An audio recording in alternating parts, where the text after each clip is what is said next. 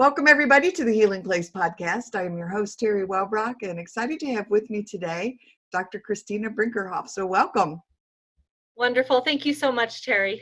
Absolutely. And so I have you down as educational consulting company, but then we also just talked about, just a few seconds before I started recording, that you're a foster and adoptive parent as well. So we'll dive into both of those things and kind of tie things together. But yeah, so talk to us about your role and what it is you're doing.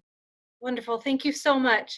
Hello, everybody. I'm happy to have this conversation with Teri today because it really brings together my role not only as a foster adopt parent, as Teri mentioned, but also as a longtime educator. So I public ed for about 20 years, spent many years in the classroom, and then took on an administrative role at an elementary school and served as principal for 10 years. Followed that up during the time that I was pursuing my PhD with a year as a superintendent. And then I received a phone call from a longtime friend that asked me to come back to Idaho and help support their ed tech company. And their main focus was to build tools that would help educators with this very, very challenging role. And I had actually used one of their tools during my time as a principal and decided, you know what, if I had an opportunity to work on ed tech tools that would help breach the challenges between trying to educate the wide range of children in a classroom, from underperforming to overperforming, and be able to bridge that gap, then maybe that's where I was supposed to be. So about that time, as I mentioned, I'd finished my PhD, and we had taken in three siblings, three little boys, as foster children. And over the course of the next few years, we ended up adopting them. And for some reason, God just knew our family wasn't complete, so he sent us two more little angels, and we had finalized their adoption last year. And what I learned during that time is there's such a need in these little people for an understanding by educators, by adults, by parents, any caregiver, that when a child is placed in a situation of trauma, their brain develops differently. And what I was finding as I was reflecting on all of this, what I was finding is no matter the tools that we give teachers, no matter how great they are, and no matter how amazing a teacher is in a classroom, if we don't have a clear understanding of what's happening to a child's brain, the strategies that we're trying to use are not going to be effective. And I'm going to kind of bring this full circle, because what I did when I was a classroom teacher is I oftentimes relied on the power model, carrot and stick with a child. And I don't mean stick literally, of course, but what I mean is I need you to comply in my classroom so we can all get along and all learn together. And if you don't, there are certain outcomes, consequences. And that is just our traditional model, which was built off of the industrial age. And for me during school, that worked for me. For many educators and most middle class people, that worked. But for kids that come from tough places, and especially the generation of children that are coming through our schools today, power and the power model, carrot and stick, does not work anymore, because that is built on the premise that they can access their prefrontal cortex, which is the planning and logic and reason part of their brain. And what I saw year after year after year, and in my own home, it was not effective, because in those moments of pressure, those babies, they cannot access the part of their brain that says, if I do this, there are going to be consequences. They are just trying to survive. So during that time transition back to Idaho and running that ed tech company, I received more and more invitations to come and speak to educators about this information that I just shared with you, and help schools and teachers understand what does happen to a child's brain and how they can do things a little bit differently and make a big impact. So over the next probably year and a half, this continued to grow, and it just weighed heavy on my heart that I was given the opportunity to have these 5 babies in my home and bring them into our world of structure and share with them these strategies that I had learned, and see amazing differences in their success in the daily life, but also in school. And I'd wake up in the morning just thinking about what other things can I do to help them learn how to self-regulate and be able to access their prefrontal cortex. And more, my hours were spent thinking and planning and working in that area. And I just happened to get lucky enough to have a company that said, we want to partner with you on this. And so over the next probably 6 to 8 months, I served as their chief academic officer, which I'm still in that role, but I was also given the opportunity to continue to go out and travel and train for schools and educators. And so really what I want to loop back around to, I think, is that background put me in a place where I have this deep level of knowledge around trauma and adverse childhood experiences, and really a shift in our thinking from poverty being the cause of children not being able to learn to stress being the cause of children not being able to learn. And what we found is when a child is exposed to chronic stress, which is known as adverse childhood experiences, their brainstem is overdeveloped. And so any perceived or real threat to their safety triggers an immediate response from that brainstem, which causes them to go into that fight, flight, or fear part of their brain. And they, more often than not, will over respond, whether that's I'm going to withdraw and I'm going to end up under the desk, or I'm going to fight you, or I'm going to flee you. And so what we have to do is we have to be in a place where educators understand that it is a physiological response. It is not just a child being naughty. It is an actual chemical release happening in their brain, and these different neural pathways that are triggered that it displays itself as a behavior, and more often than not, a misbehavior. And so what educators need to recognize is when a child is struggling, we need to ask ourselves, what is happening? What happened to them? What do they need? Instead of, why aren't they doing what I need them to do? Yeah. And that changes our frame to, how can I help them versus how can I get them to comply? Yes. Amen and hallelujah to all of the above. Yes.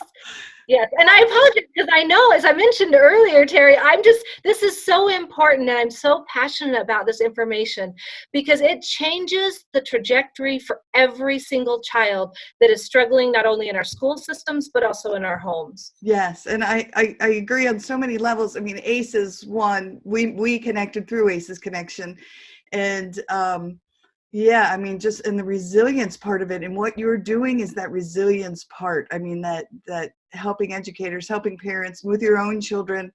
I just had a friend of mine who was on the show as well, Dr. Janine McConaughey, and she had asked me to make a video. She said, "Hey, Teri, will you make a little 3-minute video about a project we're doing?" And it's, I think it's One Caring Adult, hashtag One Caring, something along those lines, about, that one caring adult in your life. And so it was about my grandma Kitty, and I got to the end of it and I started crying, and I sent it to her. It was just raw and real, because what a powerful impact this sweet, gentle soul had on my life.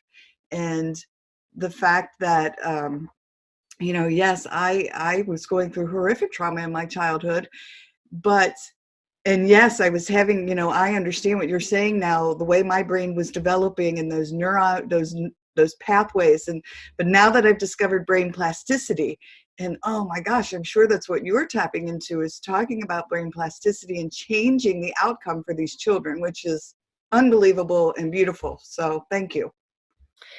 My pleasure. Two kind of connections that I always love making. I grew up in a very, very dysfunctional setting.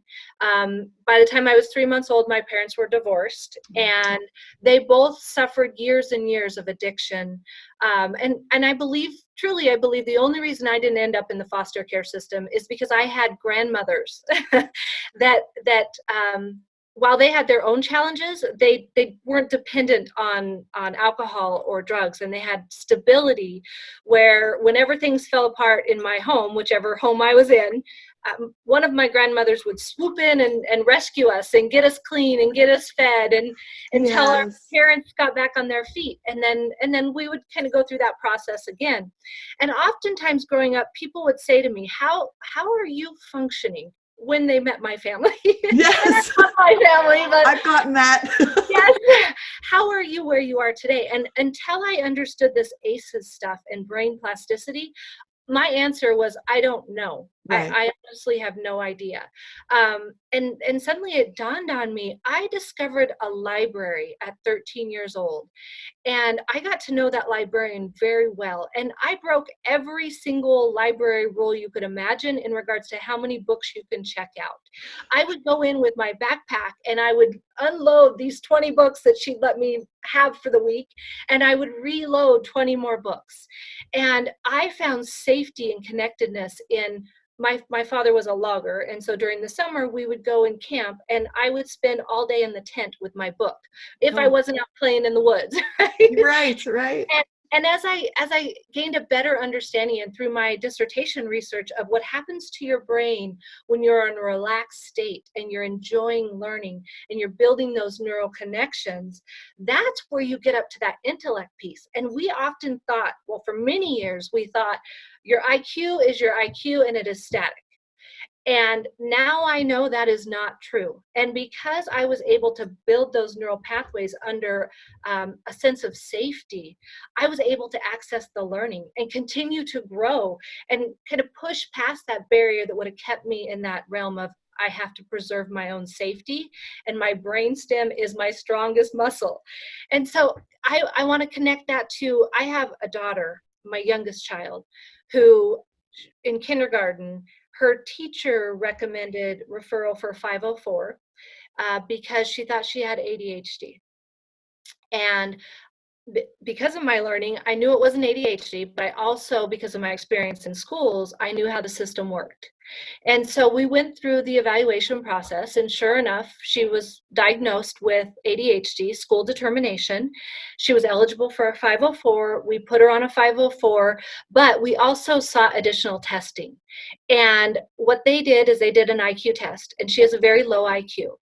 But what I know is that she has the opportunity to grow that IQ by at least 20 points, which puts her in a low IQ to a trajectory of success, right? And so what we've done is we've said, based on that IQ testing and their diagnosis, which was hypervigilance and trauma instead of ADHD, is we know that if we can help her build self-regulation skills and open up those neural pathways through a sense of safety, that her trajectory, her life will be drastically changed. Yes.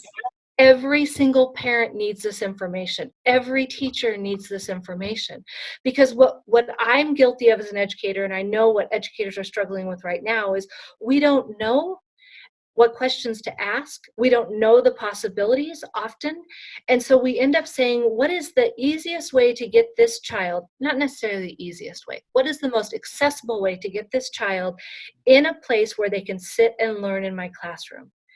And if it's not medication, which was something they recommended and we refused, I would like to say that, not that we're against medication, but we know to put a 5-year-old on medication is not going to be our first choice. Right. So if it's not medication, then it's some type of accommodation, some type of modification that will get compliance, not necessarily learning. So we've got to get to the point where we say the behavior is a way of communicating. It's the only way they know how to get their needs met. So how do we teach them other ways to get their needs met while we help them build those neural pathways? Yeah. Beautiful. And I mean, again, I love the idea of getting it out there to just all educators and all parents to say, in empowering the child, when you say, teaching them the skills to regulate their emotions and to regulate and to cope, and teaching them the coping skills that they need. Oh my gosh, just what a powerful, beautiful gift that is to the child. Thank you, Teri. And like I said, I think I know every child deserves this, but the next layer of that is every adult deserves this. I don't know how many teachers I would have in my office at the end of the day in tears. They'd come in the morning just completely stressed out because they were afraid of what they were going to face in their first grade classroom. Yeah. How sad is that I'm afraid of these 6-year-olds? And so many times I would be called into classrooms that had been completely destroyed by kids that were out of control. And I'd have the kids in tears and I'd have the adults in tears. And all they wanted is to be able to have a sense of safety, both of them. But what we'd end up doing is by the 4th or 5th time this child had destroyed the classroom, I get parent complaints from the other kids' parents saying, my child cannot be in that classroom. They are unsafe because of that other child's behavior. And I'd have teachers saying, I'm not coming to work tomorrow because I'm unsafe. I had teachers getting bit and my own hair was pulled out in chunks. And I have a story I always tell people. I had a 3rd grader who, when he was at kindergarten, he ate my button off of my sweater as I was trying to keep him safe. He was banging his head on the railing. And it was really, he was seeking help. He needed help. We just didn't know what help that was. Right. And we didn't understand what was happening to his brain. Yes. I've been there as well. I worked in a mental health agency with children in a school setting and been there for that 1st grade and 2nd grade classroom where the teacher had to take all the children out of the room because the child was in there throwing a telephone from the teacher's desk across the room and flipping desks. And yes, yeah, I understand. And I remember sitting down with that child when we were finally able to get him calm and just asking him if he wanted to draw a picture about what was happening. And what he finally drew, when he was able to calm himself and we finally got him where he needed to be, just broke my heart. And we were finally able to get him the help that he needed. But yeah, here was this little person, this little tiny person who was hurting so much, and he just didn't know what to do with it. Mm-hmm. Yeah, Absolutely. And our traditional response would typically be, we have to have more rules and consequences or behavior plans or some way to help him monitor his behavior so it doesn't disrupt the rest of the learning. And what I found through this ACEs study, as well as how our neural pathways work, is it doesn't matter how great of a plan you have for that kid. In those moments of pressure, they can't access it. I don't know how many times we'd sit down with teachers, special ed teachers, and say, okay, 5-year-old Bobby, Joey, whatever it was, what is something you want to work for? Legos, Transformers, a lunch date with the principal, extra time at recess. Do you want time on the iPad? And they would pick their favorite thing. And they were so passionate and motivated to be able to work towards whatever that reward was.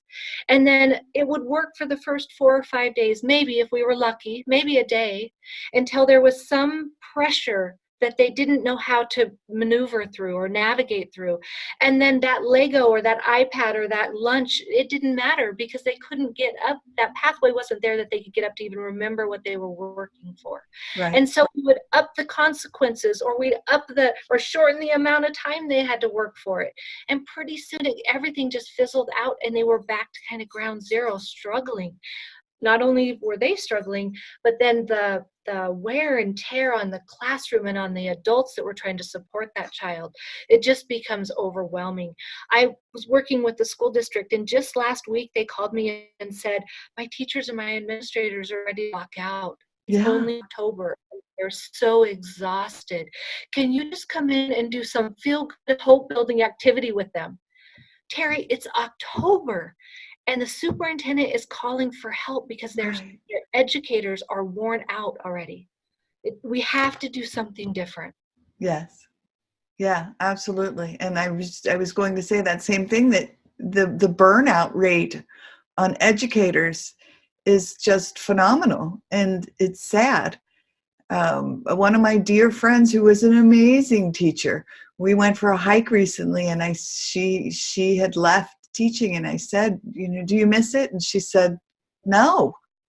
And that broke my heart because she used to love it. It's heart-wrenching. Educator Yeah. after educator will call me and say, I don't know what to do. Please help me. I don't know what to do. Right. And again, if we rely on what we've always done, I believe there's a definition for that, right? It's like insanity. If you keep doing the same thing and expecting different results, Right. Right. and it can't be one more book that we're asking our educators to read. Although I want them to read books, but it has to be something that is common sense and easily accessible. It has to be, here's what you're seeing, and this is what's happening to that child's brain, and what can you control? So what Yeah. I often tell educators is your first priority is self-care.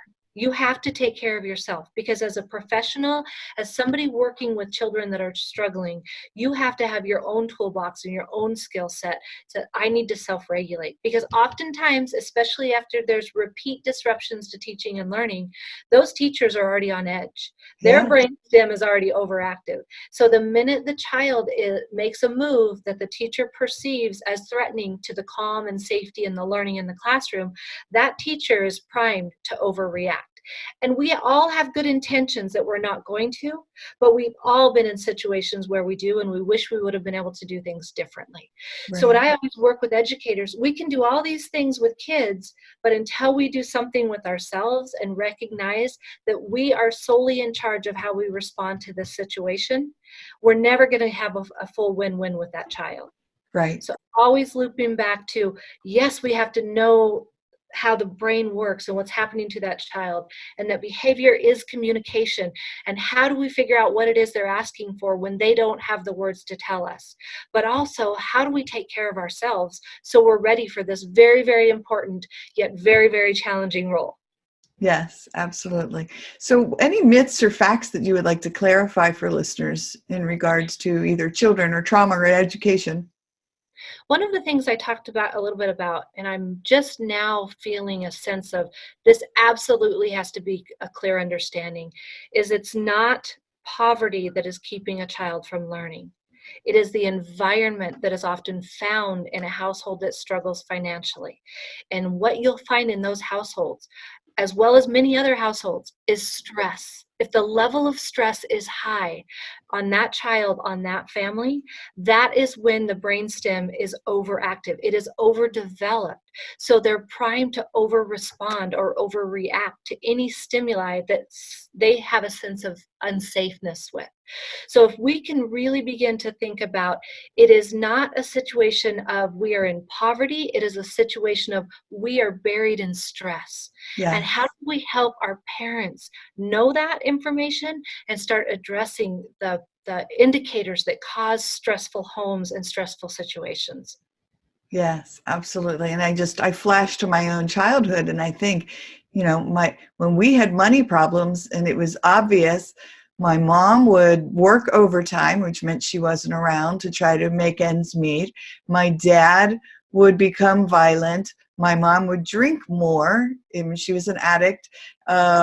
She would go out partying after work with her coworkers, and so there was the abandonment part of it. So yeah, all of that was piling on to the fact that we just were struggling financially. It was so much more than not having money. Absolutely. Yeah. I remember a first grade class that came through my building, and these kids were born right around 2009, and we all know what's happened around that time and in our society, in our world, right? Everybody was losing their job. The stress levels were going way up. These babies were born, and by the time they hit first grade, it was the most challenging group of kids that I've experienced in my 17 years in schools. And the conversations I was having with my administrators, my colleagues, they were saying the same thing. What is happening with these first graders? Right. As a district, we had to go out and get more people to come in specifically with this level of kids, these first graders across the district, because they came in without the ability to self-regulate. And what we know now, and I thought at the time, wow, this is fascinating that this is an entire generation, an entire Yeah. grade level that's struggling. But when you looked at what they went through early, not only in utero, because we know parental stress on the mother is actually through the process of epigenetics ingrained into the DNA of their children. So parents that are going through very, very stressful times while they're pregnant have kids that come out into this world already primed for stress. And when we start to think about that as what can we do to address these high levels of stress in a world now today where we are overwhelmed with addiction, single parent households, lack of resources, overwhelmed educators, stressed out parents. What can we do to come together to start attacking each of these challenges, not only as a poverty issue or a somebody else's fault, somebody else's issue, but as a society, as a community, come together and say, this is our issue and there are things that we can do about it. Yeah, for Yeah. sure. Mhm. Definitely. So do you have a program that you run? Are you out there addressing this in schools, and are you doing it just locally or nationally? So it's somewhat in its infancy still, although building very, very quickly. Yay. And so what I'm doing right now is I'm in several different states, primarily in the Pacific Northwest. I'm actually traveling to Atlanta next fall to speak at the Innovative Schools Summit. And so I'm starting to spread across the United States. Yay. And what I've done is I'm in the middle of building I want to say a program that is very, very simplified, because what I found as an educator and what teachers are telling me now is we don't have time. We can't even come up for air to learn new curriculum and new processes while we're trying to support this classroom full of kids that are really struggling. Right. So I've dug into all of the research and I've pulled out these pieces of what can I do? What can we do that gives a teacher a quick win as they're helping kids build these neural pathways. So I would say coming soon. Yeah. What I've tried to do is really combine brain science, what happens with the neural pathways, the polyvagal theory, as well as I guess behavior management would be a key. And I hesitate because I don't like the word behavior management. It's how do we teach kids how to self-regulate? And it Yes. all comes back to the attachment theory and those levels of development where if a child missed a certain stepping stone in those 6 main areas of how they attach and build social emotional learning skills, you need to go back to that layer. You need to go back and say, they didn't get this at this piece. So what can I do? What are those strategies? How can I teach them about regulation and engagement or communication? Maybe it's a language barrier. But then the other piece I've layered on there, which we often miss, is all communication comes through sensory input. And if a child has a challenge in one of those areas of sensory digestion, then that could be what's keeping them from being able to be successful or communicate their needs. So it can't just be it's a behavior issue or it's a neural pathway issue or it's a teaching or a parenting issue.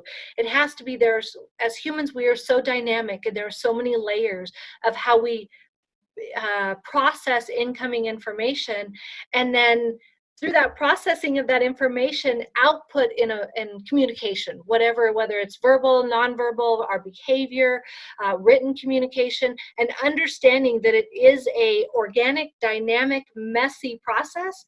But there are certain things that if we have a clear understanding as educators and parents and caregivers, that we can begin to address each one of those in order to remove that barrier for each child. Yes. And what instantly popped into my head was how building these toolboxes, I used to tell the kiddos that I would work with, we're going to build these toolboxes of strategies. And the more that we can build these, I just envision these gigantic toolboxes that school staff and teachers and parents and children can all dive into and find that thing that works, because no child is a cookie cutter pattern. And what's going to work for one is not going to work for another, or what may work one day for another child may not work the next. But that's the empowerment piece of it, in my opinion, is that we then arm everyone with these amazing tools to be able to then learn how to re-regulate themselves and learn how to cope and learn to understand when they're being triggered. I had someone recently talk about when teachers can model that for children and say, you know what? I'm feeling a little overwhelmed right now, and I need 5 minutes, and be able to do that. I think is just beautiful. Well, and it brings me to a very poignant piece that we have to stop treating little kids like adults. We expect little kids to know what respect is and to be able to self-regulate. More often as adults, we cannot do that. So we use coping mechanisms, some good, some not so good, Right. in order to self-regulate and function in work and in everyday life. But somehow we expect little kids that don't have access to those coping mechanisms to be able to do that, to sit still for 45 minutes during a Right. lesson with a teacher. We have to get back to saying kids are babies, and their growth and their learning is part of their development. They have to be able to play. Well, what I know is, you look at what we've done in schools, and we've gotten rid of recess, and we've gotten rid of music, and we've gotten rid of art.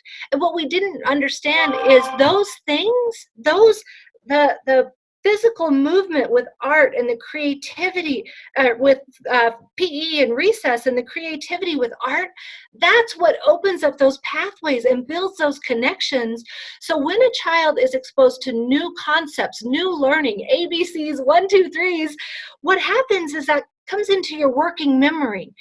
And lo and behold, because I've had the opportunity to build or to play and build these pathways, that information has the opportunity to connect with other learnings, previous learning and future learning. And then suddenly I'm able to log that information into my long-term memory. And tomorrow morning when I come to school, I remember what you taught me, versus I don't have the pathways, and you can teach me the best information, the most fascinating 45-minute lesson. And if my brain is not open to digest that information, it doesn't matter how long and how hard you teach it to me. You're going to have to teach it over and over and over. And Dr. Karen Purvis, out of her research, or research that she found, exposed that you can teach a child a new concept and repeat it 12 times, 12 times, no more, 4 to 12 times, under a sense of safety and a feeling of love and joy in your classroom, or in an interaction with your parent, your child. Or you'll have to repeat that up to 400 times when they are not in a state of safety. And I always tell my teachers, do you want to repeat this 400 times? Right. Or 4 times, or 12 times.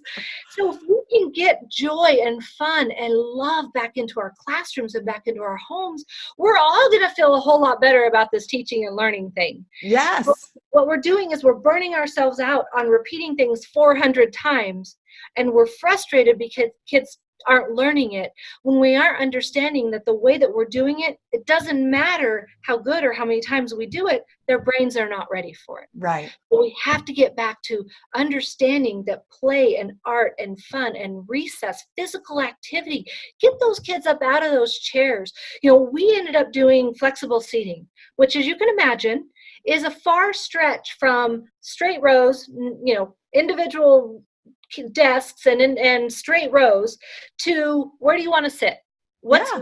Where are you comfortable? You want a beanbag? Let's get a beanbag. You want a stool? Let's get a stool. You want to stand up?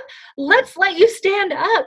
And let's learn in our classrooms how to understand that different kids need different things at different times. And we can work together in order to make everybody comfortable, have a sense of safety, and we're only going to have to repeat this fraction lesson no more than 12 times versus 400. Yes. Because every brain has the opportunity to be primed for learning when we create classroom cultures and homes that are about love and safety and security.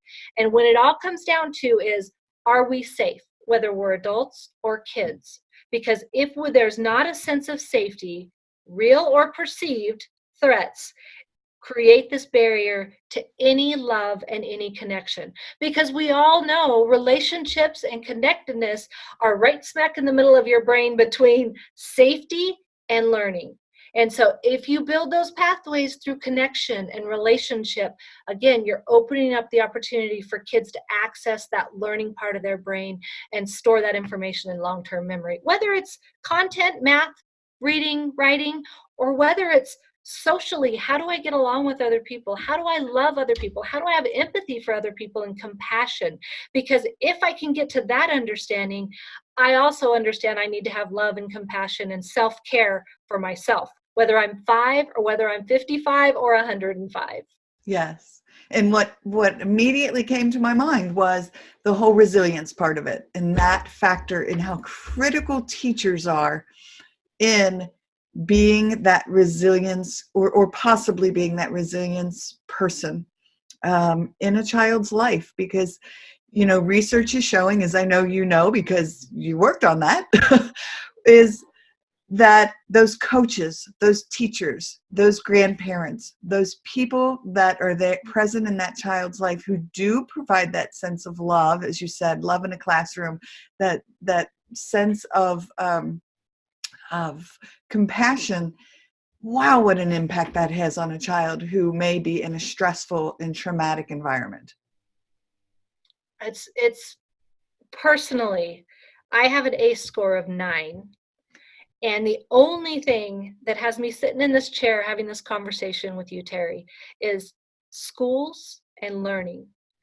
Because in school, I found not only physical safety, I was warm, I was fed, things I didn't have at home, but I also had a sense of emotional safety.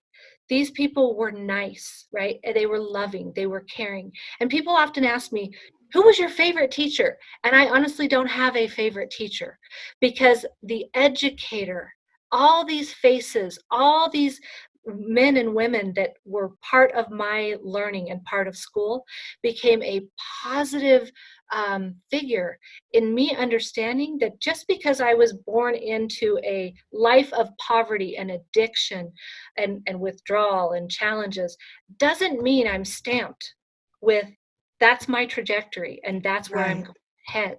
So they gave me hope, and I believe hope is the key to resilience, because if you have hope, then you can dream, right? And you can see something different. So if we are in a situation where there are more and more kids coming through that don't have hope, they don't have a sense of hope, and we're in a situation where we can give that to them by seeing a little deeper, by understanding that teaching is not just about letters and words and numbers. It's about the emotional space that we're creating for these kids.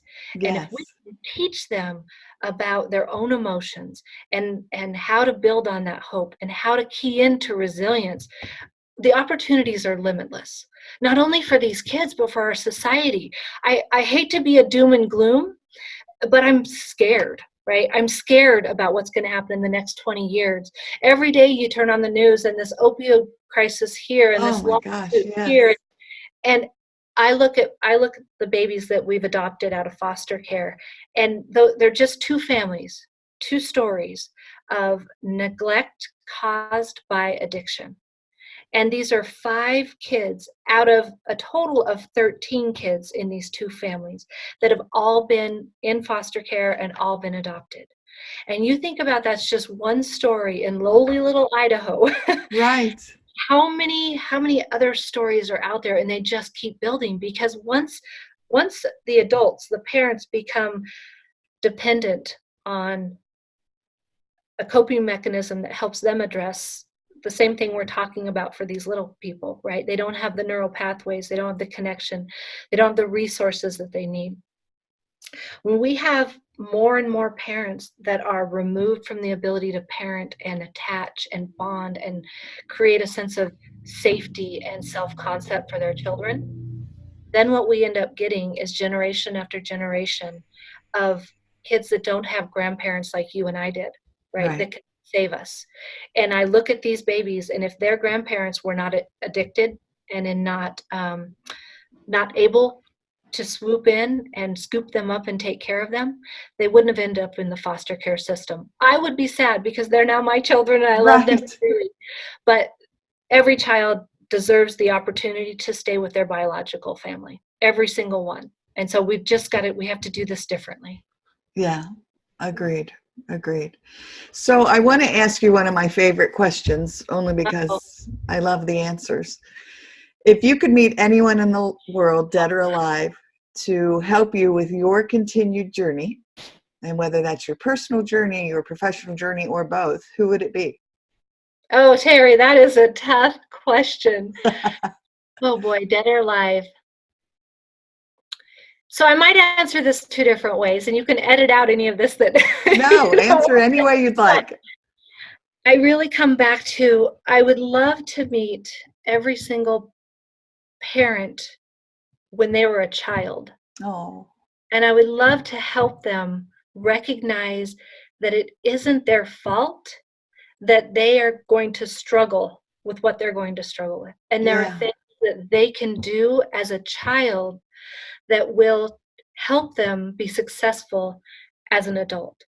And I look at my own life story. And if you would have asked me when I was 7 or 8, or up to really the age of 13, I was pretty darn naughty. If you would have asked me if I would have been sitting here having this conversation with you with a PhD and the opportunity to open up my home and change the trajectory for these 5 kids and hopefully millions of other children, I would have told you you're completely crazy, Teri. There's no way. There's nobody in my family that has ever even thought about the opportunity or had the hope or had the dreams to get to that level. I have 4 generations on my mother's side. Every single one of them dropped out of high school and had babies by the time they were 16 years old. wow. And my mother was married over 11 times. Nobody really knows the exact number of times that she was married. And she, as an adult, was just desperately seeking that sense of self-concept and love. She didn't know how to love herself, let Right. alone people she tried to start back over with every single time. So maybe that's my answer. If I had the opportunity to meet anybody dead or alive, I would love the opportunity to meet my mother when she was a baby and give Oh, her the opportunities that she deserved. At the age of 59, she passed away from complications of cancer and a lifelong history of drug use and alcoholism. And she deserved so much better. yeah. How beautiful. What a beautiful answer. Thank you for that. Thank you, Yeah. Tim. Yeah. Wow. That one got me. That's beautiful. So any other subjects that you want to touch upon that we haven't had a chance to talk about?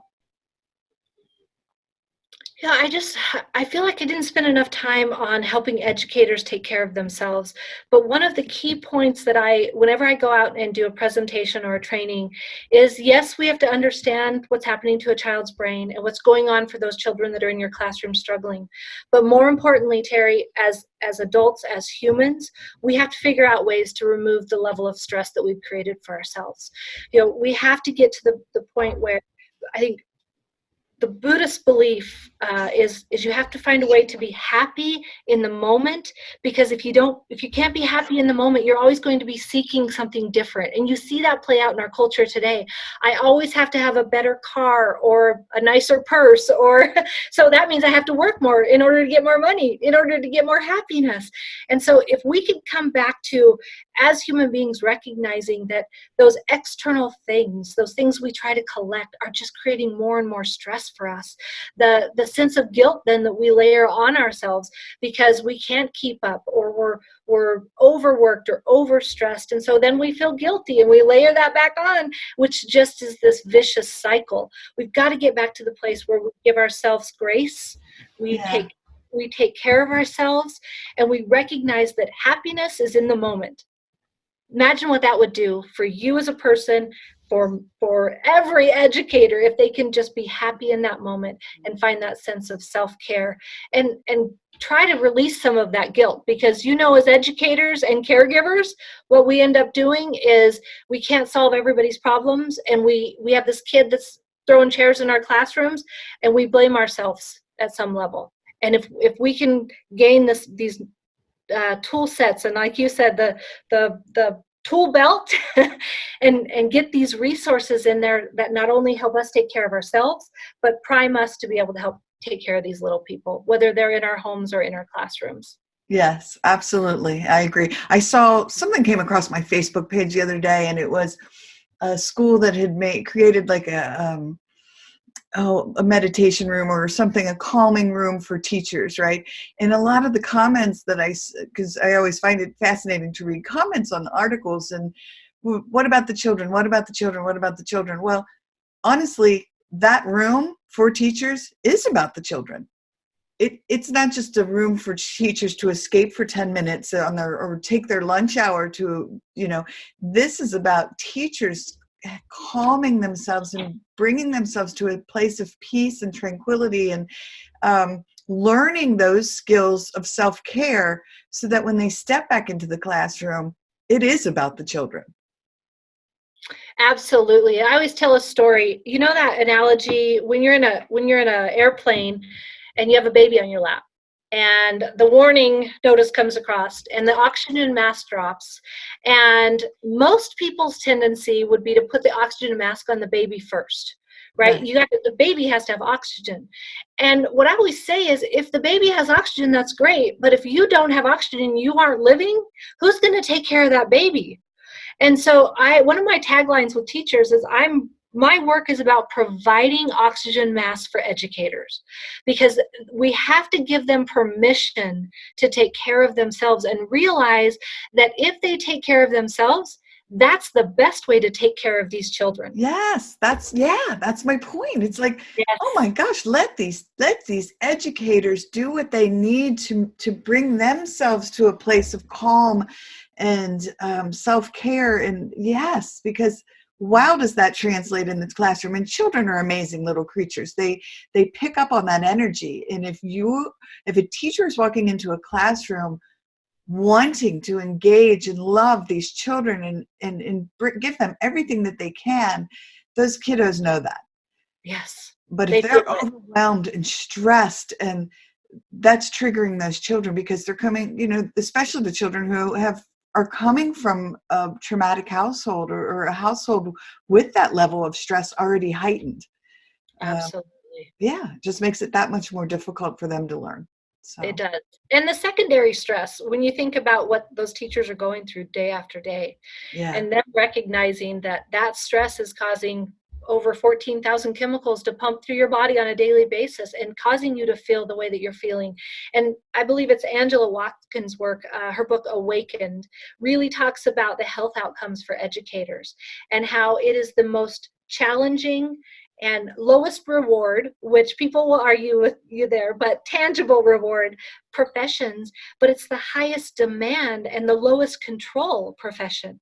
So when you layer those two things, or four things really, over this job of a teacher, and we wonder why educators are so exhausted and leaving the profession at alarming rates. Right. So we have to get back to, we can't change some of the things you have control over externally, but how do we help teachers understand what they do have control over internally? And that starts with self-care and self-love. And quit feeling guilty. Quit feeling guilty. I love it. And I agree. Amen. Yeah. All right. Well, we're good on time. Wonderful to have you here on the show and joining me to talk about all of this.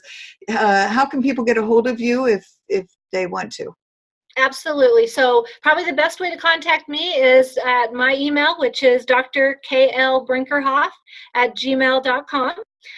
Also, I do make my phone number available, which is 208-565-6165. I love hearing from stories. Please feel free to contact me. Either way or any one of those options will work just fine. I look forward to hearing from your audience. Awesome. That's wonderful. Well, again, thank you so much for joining us. Thank you for the work you're doing and shining the light of hope into the world of trauma and education. My pleasure, Teri. And I just have to say, none of this communication process would be possible without you. So it really comes back to the work that you're doing. And I remember reading a response from one of your earlier guests, and they really talked about it's like having a conversation with an old friend. And I would have to second that, Teri, because I feel like I've just sat here and had this, I should have had a cup of tea or something. Right. Sitting at the coffee shop. Yes, I've truly enjoyed our time, and it's so refreshing and just kind of renewing to be able to have a conversation about something that I am absolutely so passionate about, and almost a kindred spirit on the other end. So thank you so much. So very true. I score I score an 8 out of 10, and the other two are kind of gray because one of the questions is, did your mother experience a gun or a knife, violence towards her? And it was actually reversed. My mom tried to kill my dad with a butcher knife. So I call that my gray 9th. And then she was arrested and taken off to jail and went away for a little while. So it wasn't parent incarceration. So that's kind of my gray 10th. So yeah, I mean, I get it. But I love it that, you and I are examples of overcoming and saying that ACEs score, while it's a great indicator and can help us learn so much, that resilience portion of it is it's so important. So very important. Educators are a big part of that. So, yeah. Absolutely. Well, bless you so much, Teri. I've really enjoyed our time together. I have too. I'll do a quick little closeout here. Everyone, thank you for joining us on the podcast today. And until next time, remember, be gentle with yourself. Thanks. Bye-bye.